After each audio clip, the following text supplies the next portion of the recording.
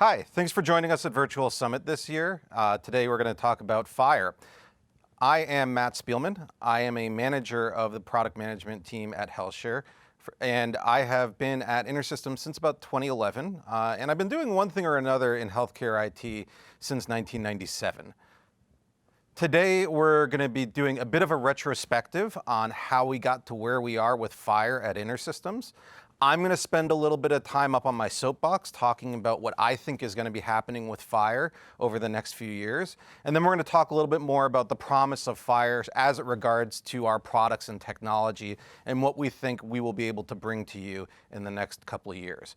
At the end of this session, you should have a pretty good idea of how we got to where we are, what our philosophy and approach is around designing our FHIR tools and technology, as well as integrating that into our products. Just in general, you should have a much better idea of where we're going as a company with the FHIR technology. So let's first start with sort of the history of FHIR at InterSystems to date. As I mentioned, this is going to be a bit of a retrospective, and to show that, what I'm actually going to be doing is showing you some slides that I've used over the years at various global summits in the past. Back in 2013, I was spending a lot of time talking about IHE and web services. In 2014, I was still talking a lot about IHE, and I was also talking a lot about CDA as well, particularly in the US. We were talking about meaningful use, stage 1 and stage 2. We were talking about HITSP C32 documents and consolidated CDA and IHE XDSB. And pretty much that's what our customers were focused on, and that's what we were focused on, and we were just humming along merrily on our way. And then sometime in 2014, early, I believe about April, MITRE, a group in MITRE called JSON, put out what's called the JSON report, which had some recommendations around better ways to access and share data.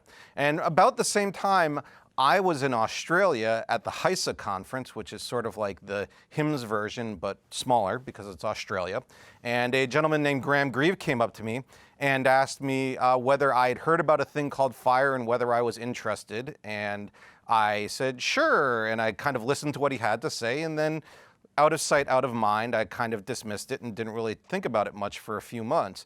I later found out that Graham was the man who created FHIR and is really sort of one of the fathers of the FHIR standard. And we started to focus on FHIR a little bit more, and I started to learn more about it and figure out sort of what we could do with it. So in 2014, we were just kind of nibbling at the edges of the FHIR standard, trying to figure out what our plan was going to be around it, playing with technology.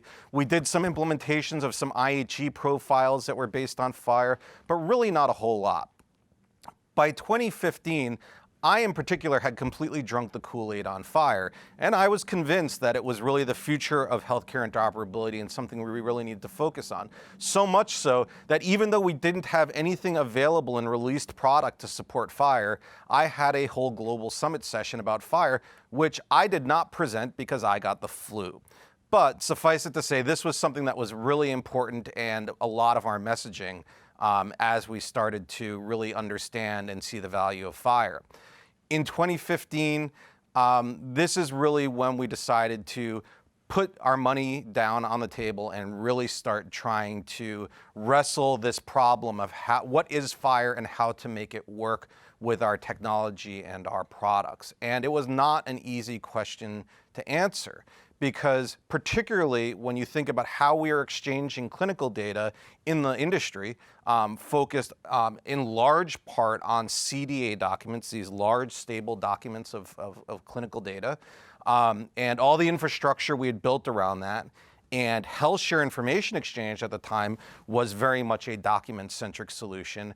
And then you bring FHIR into the mix, and FHIR is REST. And it's an entirely different way of accessing and retrieving data. And so we needed to figure out how to build fast and scalable REST services for FHIR on top of this platform that really was built to do something very different.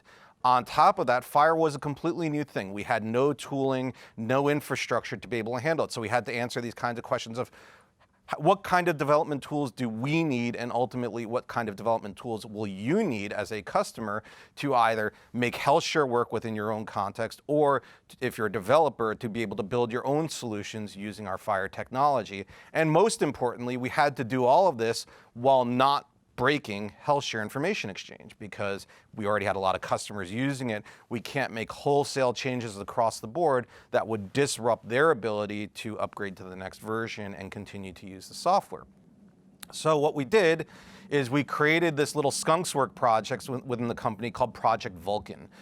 It consisted of, give or take, 3 developers, depending on what time of the year you were looking at it, 1 product manager, which was me, a technical writer, and a quality tester. And we sat down and basically asked the question, what the heck are we going to do with FHIR? We really didn't know. We were trying to figure it out, and we spent a lot of that first few months whiteboarding and arguing over functionality and what we thought our customers would need. And by 2016, we're starting to get an idea of at least what we were going to build in lieu of what our customers sort of weren't really able to give us in terms of information on what they needed yet, because FHIR was so new. Many of them still didn't even really know what it was. But in 2016, we had an idea of what FHIR would look like within the HealthShare products. We had an idea of what FHIR would look like from our development tools, to the point where we were actually even able to offer a workshop during the 2016 Global Summit on using FHIR. And Project Vulcan continued doing its work. We went through several different design iterations where we built a way that we thought was a good way to deal with FHIR, realized it had some serious flaws, took it apart, put it back together again.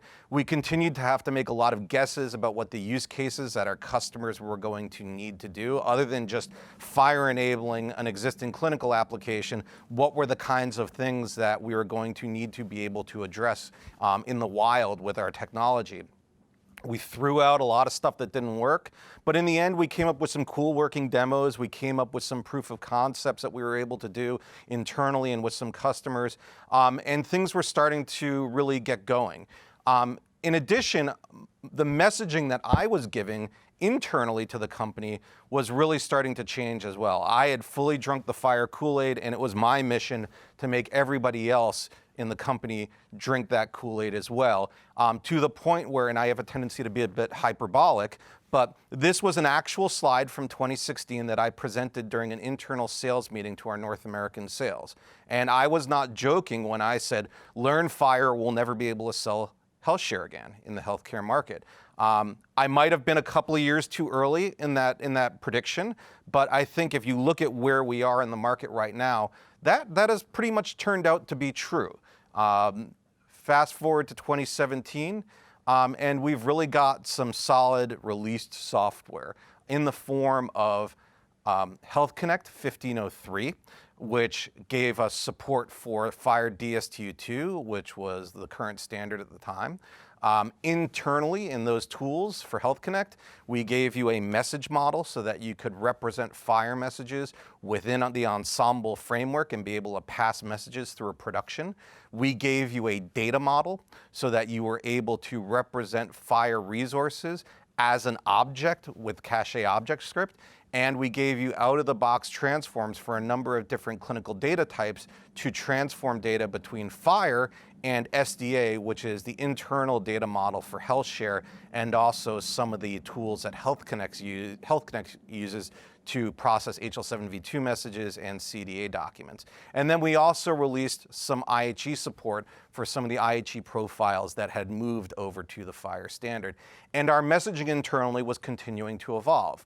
I was starting to talk about this thing that we call the hybrid standards landscape, which is this notion that even though FHIR is the newest thing and the best thing, we already have a lot of working solutions with HL7 V2 and with CDA and with IHE profiles that are delivering clinical value, that are working perfectly fine, and we can't expect that suddenly everybody's just going to one day rip all of those solutions out and replace them with FHIR, which means that for the foreseeable future, we will find ourselves in a situation where you will have to be able to deal with all of these standards at the same time, and very few people will have the luxury of just working in a pure FHIR world. And I think even today, that is still true.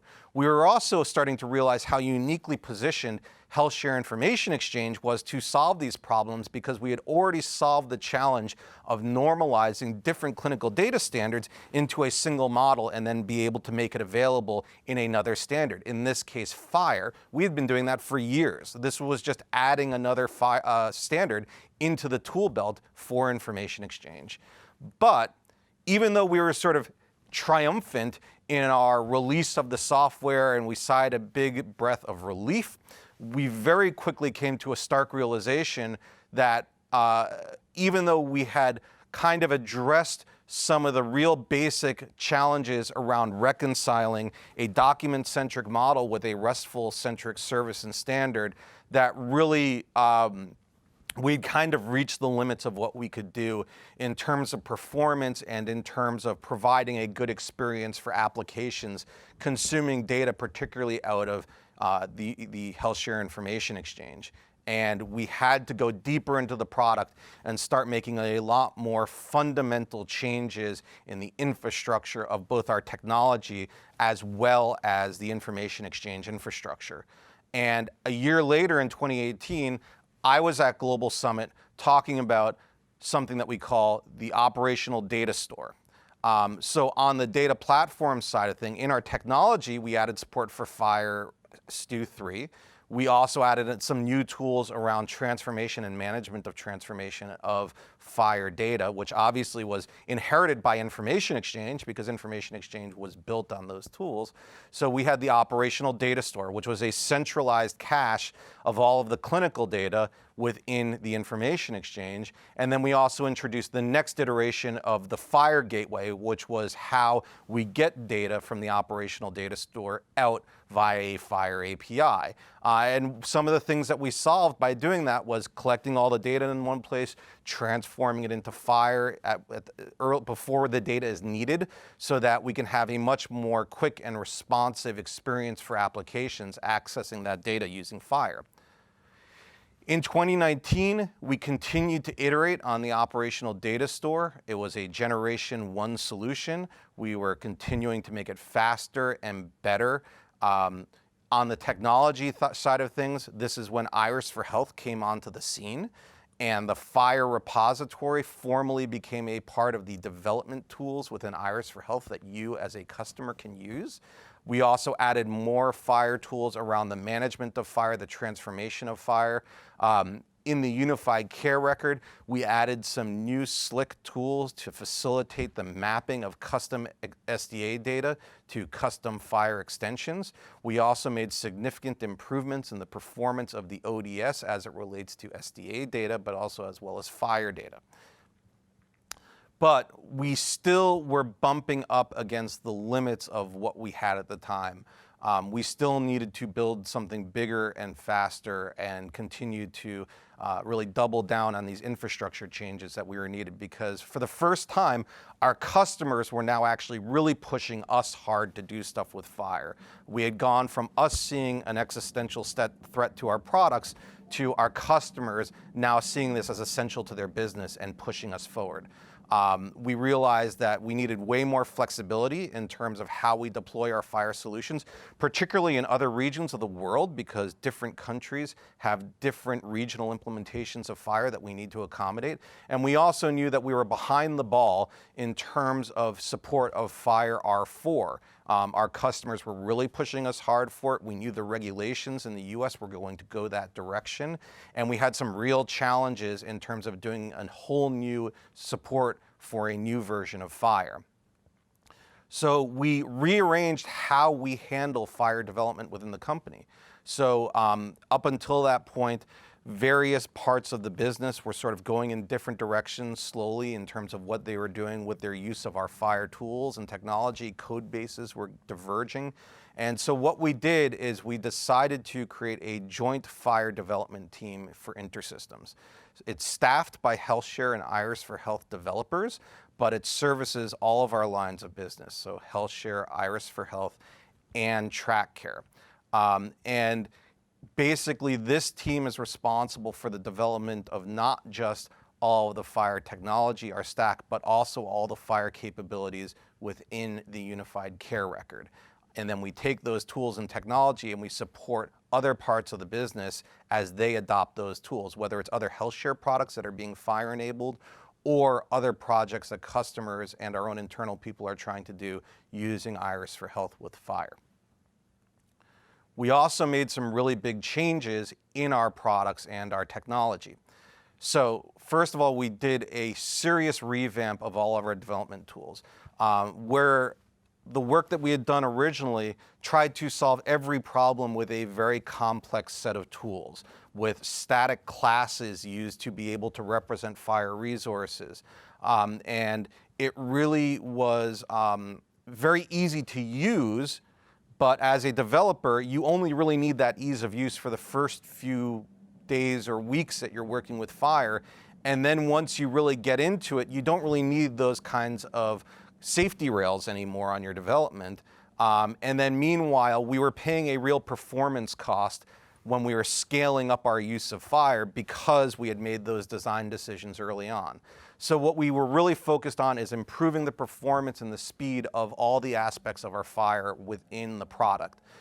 So what we did is we switched over to using a much more lightweight way of modeling FHIR data, using dynamic objects instead of classes defined for each FHIR resource, and relying much more on just raw JSON processing rather than instantiating objects in memory and then serializing them back to streams. In our FHIR stack, we made some massive changes to how we handle the configuration of FHIR endpoints and searching and other things. So for those of you who didn't realize, the FHIR standard itself is computable. All the things that you see when you look at the FHIR standard on the FHIR website actually have machine-readable representations behind them. And we did the work to be able to consume those machine-readable representations directly into the FHIR stack when it's being configured, which means that it becomes much easier for us to support changes in the standard, as well as lays the framework for some of the stuff that you'll see in 2020 as we move forward. We also did some improvements on the overall data processing speed when going from our SDA data model to FHIR and back, and generally made improvements in how fast we can ingest data, index it, and then make it available for searching through either the FHIR gateway in the operational data store or using the FHIR repository in Iris for Health. So that brings us to now, in 2020. And we get to talk a little bit about what we've been up to this year and what's just about to drop this year as well. So in the first half of 2020, we released Unified Care Record 2020.1, and we had several releases of Iris for Health. In Iris for Health, we released the new FHIR stack that we've been working on. We also added support for FHIR R4. In the Unified Care Record, we integrated in those changes so that Unified Care Record could take advantage of those improvements in the technology. And then we also introduced more features to make the ODS faster and to make our FHIR delivery faster. We added a lot more configuration user interface so that we had less work to do within the terminal and less guesswork about how to properly configure FHIR within the Unified Care Record. And then we added much more flexibility in terms of customers being able to adapt their ODS to their FHIR use cases, particularly on the regional front. And then came the coronavirus. And we all started working from home, but that didn't slow us down at all. We have been working very hard for the last 6 or 7 months to get these new features available to you. And in 2020.2 of the Unified Care Record release, and in the later Iris for Health releases this year, as well as the ones that will come out early next year, we've added a ton of new stuff. So first of all, we can finally claim formal support for FHIR profiles within our technology. And I'll explain a little bit more about what that means in just a second. We did a complete revamp of how we build all of our search indexes and tables, so that we're now generating those tables dynamically based on the configuration of the FHIR endpoint, which is based on those computable resources from the FHIR standard that you can feed in. We've optimized how we store data within FHIR endpoints. So we've made it possible to split a FHIR endpoint's database off from the main database of the namespace, so you can locate it on different storage. And then furthermore, if you're an ODS user and you're saving FHIR data for auditing purposes, we've split that data into a separate database as well, so that you can put it on less expensive storage.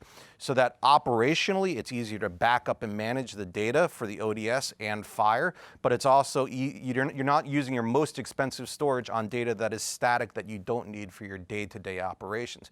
We've made a ton of optimizations in the unified care record about how data makes its way from the edge gateways over to the ODS and then into the FHIR endpoint, in particular removing bottlenecks and improving the stability and the robustness of that process, so that heavy loads on the system, and particularly heavy loads on FHIR, don't overly impact overall performance of the unified care record. And then really exciting is that the new CMS regulations that dropped very recently has opened up a whole new set of opportunities for us in the payer market. And we've taken advantage of that, and we've taken advantage of our flexible data models within HealthShare to be able to provide support for claims and explanation of benefits and other required resources needed for the payer market in FHIR, on the ODS, and within our development tools. We can now support the care and blue button profiles, as well as support the data sets within CPCDS and USCDI, which are all key to making a successful offering and a solution in the payer space. So let's stop for a second, take a deep breath, and I'm going to spend a few minutes talking about sort of my personal views on FHIR, where we've been, where we're going, and what's really important for you as a customer to be thinking about as you try to integrate FHIR into your strategies and figure out the things that you need to focus on, and also what we'll be focusing on. So to start, it's safe to say that everyone has come a very long way from 2014 in terms of how we look and think about FHIR. The market has finally evolved to the point where FHIR is no longer a shiny, interesting thing and is really becoming central to a lot of our plans and regulations and things that we need to do, and that's globally, not just in the US. As a company, we went from a company with people who mostly had no clue what FHIR was. If they had an idea of what FHIR was, it was hard for them to articulate how it was relevant to our customers, to something that has really become internalized within every corner of our company for healthcare. And people are now trying to figure out all the new kinds of interesting ways that we can take advantage of our support in FHIR and make new solutions and get new footprints in different areas of the healthcare market. On the technology side, we went from a very immature technology stack to one that is really interesting and exciting and cool and is evolving at a very fast rate. One that I think will ultimately end up being best in class in terms of what our competitors and other people in the industry are offering in terms of FHIR support. But most importantly, you as a customer have evolved a lot on FHIR as well. You now know what it is. You now know how it fits into your plans and what you need to do as a business. So we started out trying to convince everybody that FHIR was important. We early on were going to our customers and saying, please, please, please tell us what you need to do with FHIR, and we didn't get a lot of answers. There were not many clear use cases early on, and we had to fill in a lot of those blanks. But now, instead of us leading our customers and trying to tell you what we think you need, now you're telling us what you need, and that's awesome. We are getting requests for new features, for new development tools, and getting pushed to have even better performance, both in our technology as well as our products that implement FHIR. That's a good thing. We love that feedback. We want to know more. We want to make sure that we are the go-to place to solve your problems as it relates to the FHIR standard. So now I'm going to pivot and talk a bit about FHIR and where I think it's going. And now I will give you the disclaimer and say that This is my own personal professional opinion.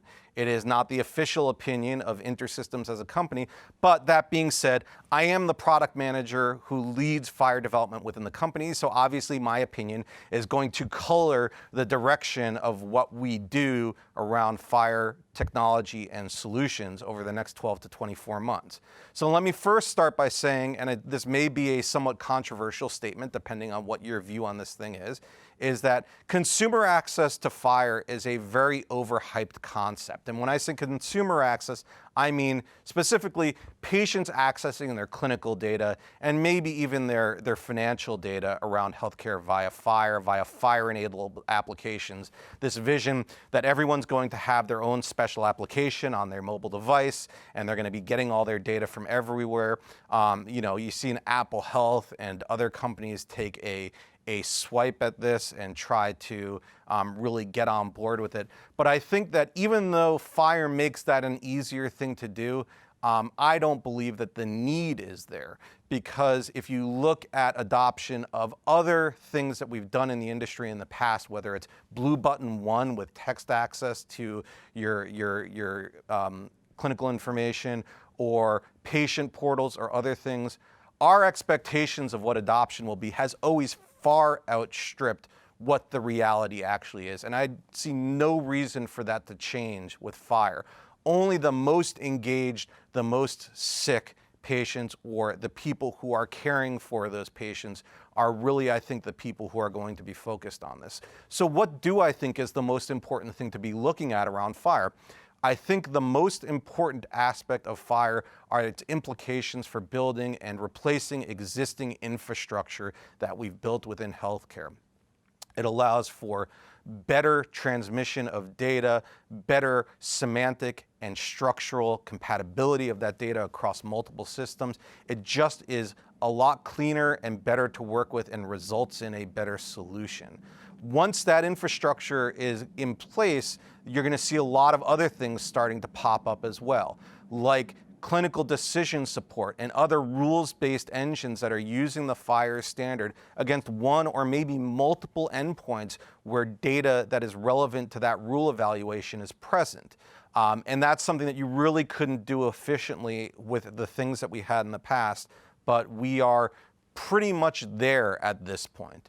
And then as the availability of FHIR data grows even more, I think you're going to see a lot more FHIR use cases that are centered around research, around life sciences, some pharma use cases where you're extracting large sets of patient data using FHIR and actually using it as both the representation of that data and the transport of that data to be able to extract data for doing studies.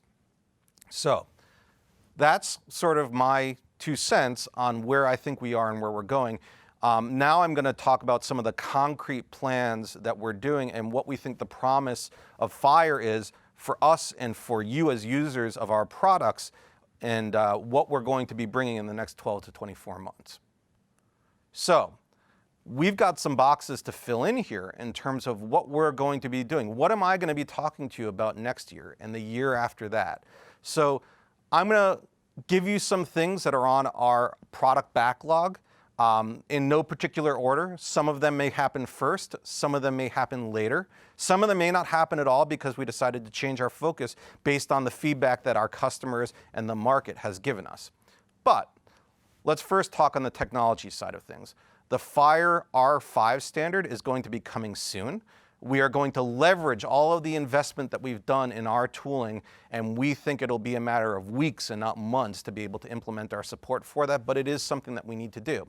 We also know that we need a more complete support for profiles and implementation guides of FHIR. So this means not just being able to create searchable values for the FHIR, but also to be able to tag a resource as specifically conforming to a profile. We also know that there's a lot of stuff in profiles around value sets and code systems that we need to be able to support in a much more robust way than we can right now. We also know that our customers, based on the feedback that they've given us, are very keen to make sure that the FHIR data they are receiving and the FHIR data that they are sending out over the wire is valid and conforms to the standard. So we're doing a lot of work to integrate tools into the product to allow real-time validation of FHIR resources. So this won't be a retrospective thing, this won't be an auditing thing, this will be as the data is flowing through your system, we will be able to validate whether it is conformant FHIR data.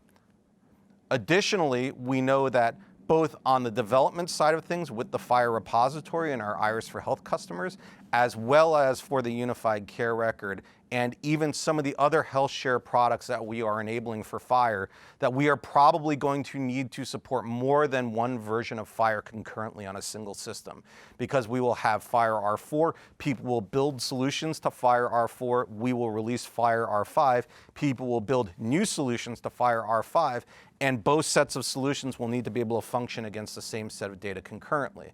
So what we're doing is we're doing a lot of design and development and research around being able to consolidate our indexing and storage around FHIR so that we will have single search concepts that are analogous across multiple versions of the standard, but only store it once so that we're not incurring the hit of indexing 3 different times for 3 different versions of FHIR.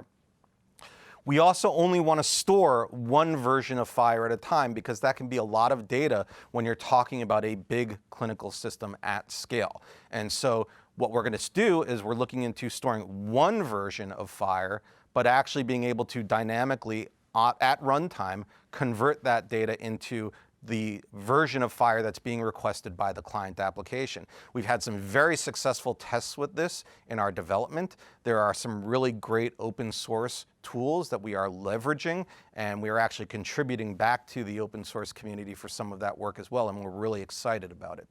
We are also looking at better development tools. So as I mentioned, we started out with a really sort of overbuilt set of development tools that were really not efficient when you start scaling up your FHIR implementations.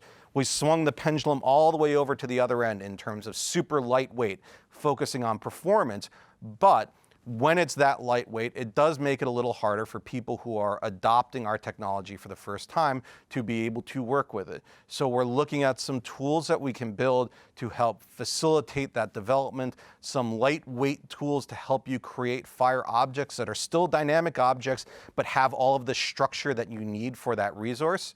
And then we're also looking at productizing some of the internal tools that we've used to map between the SDA standard and FHIR, and also will eventually be extended to map between really any data standard and FHIR. So those will be tools that will be available to all parts of our company, as well as our implementation partners and our development customers to do that new data mapping.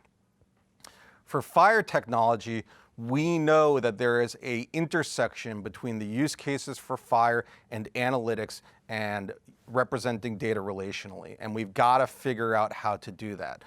So what we are focused on doing is trying to figure out how to take our existing FHIR technology and adapt it to a relational data model. So you have a single data model that can both be accessed using FHIR REST APIs, but also standard SQL queries that can be used in any kind of BI or reporting tool.